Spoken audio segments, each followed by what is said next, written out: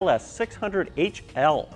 It is the hybrid version of the LS460L, but it's best not to think of it as a hybrid in the traditional sense because in that regard, it would be a miserable, miserable failure.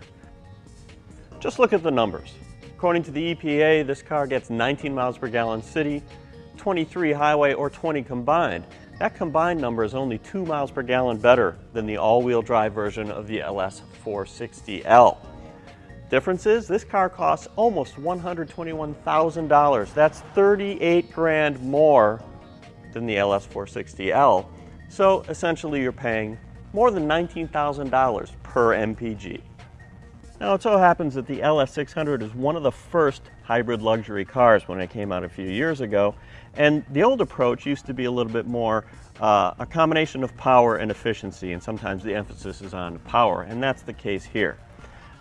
The system power for the entire hybrid system, V8 engine and electric motors, is 438 horsepower, and that is compared with 360 in the regular LS460. So even though this car outweighs that one by more than 400 pounds, it is quicker. I mean, it goes like a shot.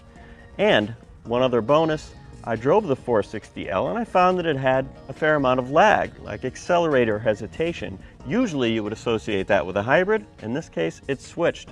This one, you hit the pedal, just goes.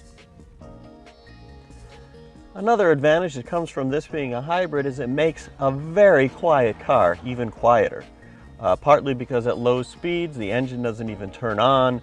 When the engine does turn on, it doesn't run at very high RPM in most cases. Push, you get normal mode, and this makes the accelerator kind of average response. You can go to the left, gives you an eco mode, and that makes it even less responsive and more efficient to drive.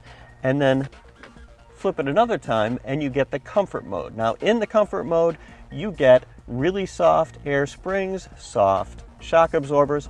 My editor friends and I agree that short of an ultra luxury car, say a Rolls Royce, this is the softest riding car you can buy. Now if you flip in the other direction to sport, it just makes the accelerator more sensitive, and go to Sport Plus, and that will firm up the suspension. And even in that mode, it's still pretty darn comfortable. The L in 600hL means this is the long wheelbase version of the sedan. That's the only way that the hybrid comes, though you can get short and long wheelbase in the regular gas-only version. Enormous back seat, as you can see, and this one has the executive class seating package, which is an option that's more than $7,000. Lots of neat tricks, the most mundane of which is simple recline. Not a big deal. But then there's something even better. You can control the seat in front of you, as can the driver. There's even a one-touch automatic version. It moves the front seat forward. It's reclining me automatically. And then there's an ottoman button. Hit the ottoman button and it gives you a footrest, or a leg rest, I guess. Now, unfortunately, even at the average height of about 5'10" for a male, there's not enough room to put your legs forward. I'm 6 feet tall, but we've tried it with different people. But I think you'd agree, it's not a bad way to go if you can fit. Other neat tricks. Got your nice little table. You probably know some cars in the front have heated seats, sometimes heated and cooled. Heated rear seats are more common. This one has heated and cooled rear seats. And then there's the best thing in the car. It's not a phone, it's a control for the massaging seats.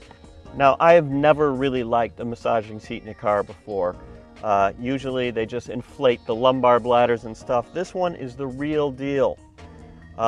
You can vary the intensity, you can vary the frequency, it actually massages your back like one of those real massage chairs you can buy for your home, and you can make it vibrate too at different frequencies. Definitely the best seat of this type I've ever used, and possibly the best thing in this car. Now, a little bit less unique, there is an entertainment system.